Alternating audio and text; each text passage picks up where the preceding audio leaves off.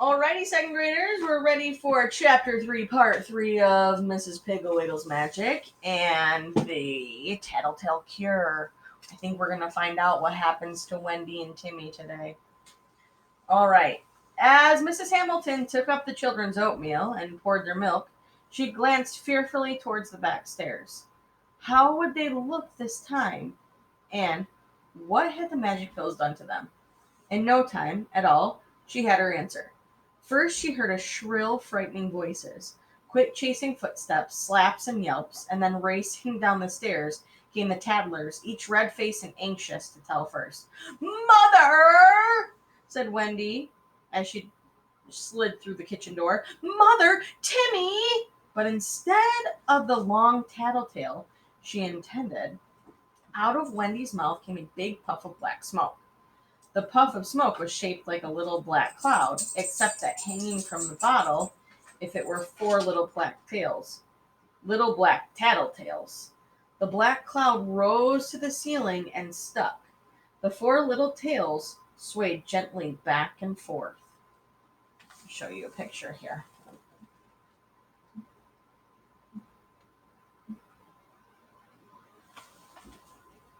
Timmy said, "My gosh, did you see that? Smoking out of Wendy's mouth." "Say, Mother, I bet old Wendy's been," but instead of saying smoking as he intended, a big black puff of smoke came out of his mouth. It too was little black cloud, but it had only one tail hanging from it, because he only intended to tattle about one thing. Timmy and Wendy stood with their mouths open, staring at the ceiling. Mrs. Hamilton said, "Well, I've always wondered what a tattletale looks like, but now I know. Oh, what ugly things." Wendy and Timmy didn't say anything. They looked at the ceiling, then at each other, and then back at the ceiling. Finally, they sat down at breakfast. After breakfast, it was still snowing hard, but Wendy and Timmy said that they were going out to shovel the walks. They put on their leggings, coats, caps, mittens. Without a word, they couldn't decide whose galoshes were whose, and they began jerking them back and forth, pushing and shoving, and finally were going to yell for Mrs. Hamilton to tattle, when out of their mouths came two huge rolls of black smoke, each with a long black tattletale suspended from it. The two new tattletales soared towards the upwards and stuck to the ceiling not far from the two. Wendy said, "What if that happens in school?" Timmy said, "But the kids would be would be surprised. I can hear old Miss Harkins say she'd say, 'Timothy Hamilton, what have you been doing?'" Wendy would say, I think I'd like to have that happen in school. All the children would laugh at me. 'Hey, those are your galoshes,' I tell them, because they are a teensy bit larger than mine." They put on their galoshes and went quietly out to shovel the walks. Every once in a while, Mrs. Hamilton peered out. She wondered what would happen to the black tattletales outside. Would they float clear up into the sky, or would they hang above their head of the tattler? About noon, Mrs. Hamilton found out. The children had finished shoveling the walks and were building a snowman. Wendy, who was the tallest, was putting on the head when she slipped and fell against the snowman and knocked it over.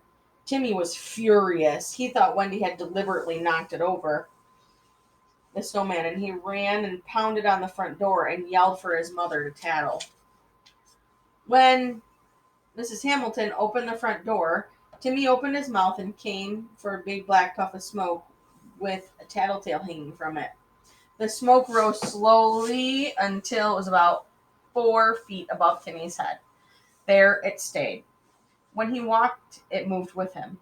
Timmy took a shovel and tried to bat at the tattletale, but the shovel went right through it, and all it did was make the tattletale swing a little. Mrs. Wendy thought it was very funny. She said, "I'm going to get Molly and Richard and Hubert and Patsy so they can see what an old tattletale you are."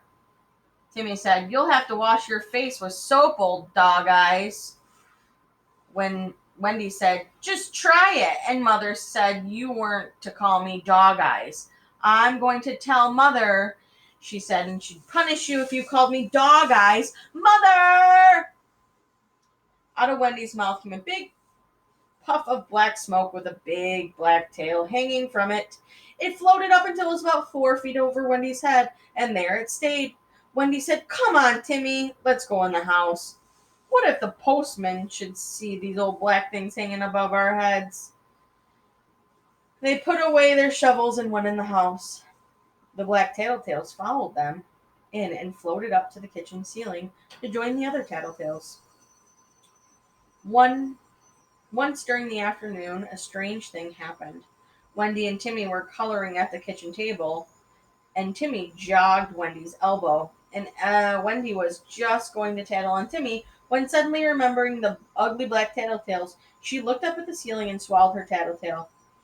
As the tattletale went back down her throat, Wendy noticed that one of the ugly black clouds shriveled up and disappeared. A few minutes later, Wendy broke Timmy's crayon, and he started to get up and tattle. When what happened, he looked at the ceiling.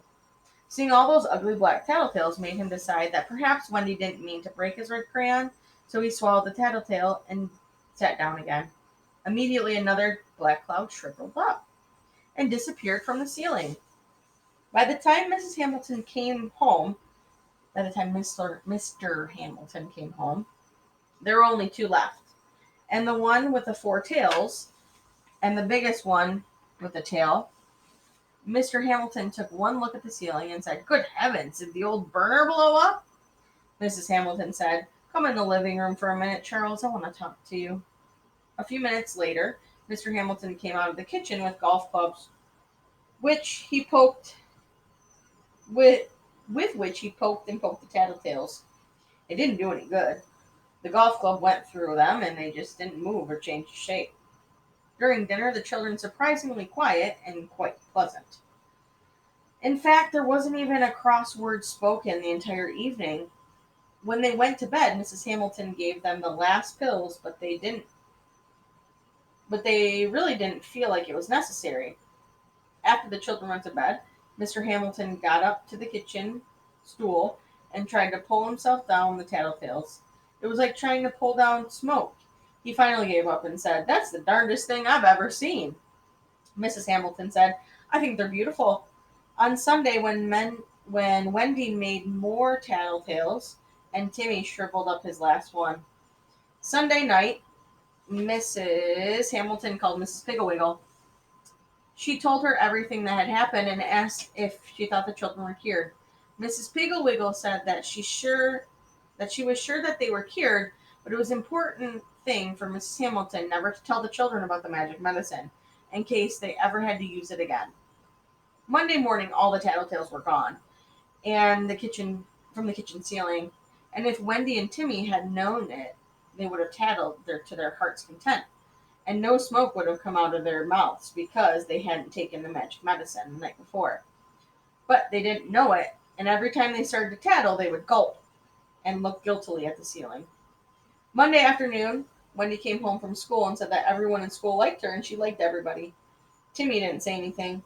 He had black eye and skinned nose, but he didn't say a word. He and Wendy laughed and talked as they drank their cocoa, but they kept their eyes on the ceiling. All right, so that really was not what I was expecting for Tattletales, and I will not be using that here in school. All right, my friends, we will start the next chapter next time.